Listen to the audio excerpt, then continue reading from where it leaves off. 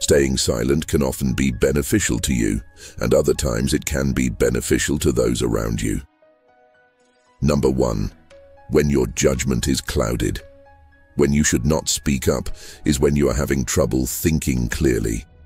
This can be for many reasons. Maybe you are tired or under the influence or full of anger or anxiety.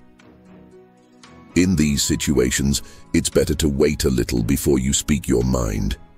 If you don't, it is possible that you will say something you will regret afterward. If you give your ideas time to mature and still think the same way, you can talk about it later, but not when you are compromised emotionally or in other ways.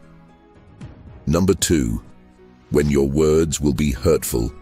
Which you should not speak up is when your words are more likely to be hurtful beyond being useful.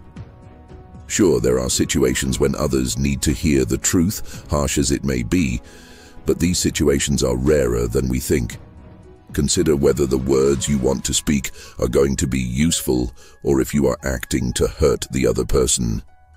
When we choose to be hurtful, we often are angry or tired or upset. So sometimes it's also useful to refer to the first point of this stay mum. Number 3. When your opinion doesn't matter. When you should not speak up is when your opinion is irrelevant. It's never easy to admit and accept it, however, it's very important, even if our ego doesn't agree. When you don't know enough about a situation or other people are experts, or when your opinion has no impact on others, it's often better to stay silent. Just because it's the wisest thing to do. Silence is the best answer to someone who doesn't value your words. Number 4. When you don't have enough evidence. In some situations, we are free to speculate and speak up, even if we don't have evidence. However, this is not always true. When we are talking about something that will likely have a big impact on another person, for instance on their physical and mental well-being, we should not offer information that is not certain. Hearsay might be fine in some contexts, but if our hearsay can sway a big decision, it's best not to speak. Number 5.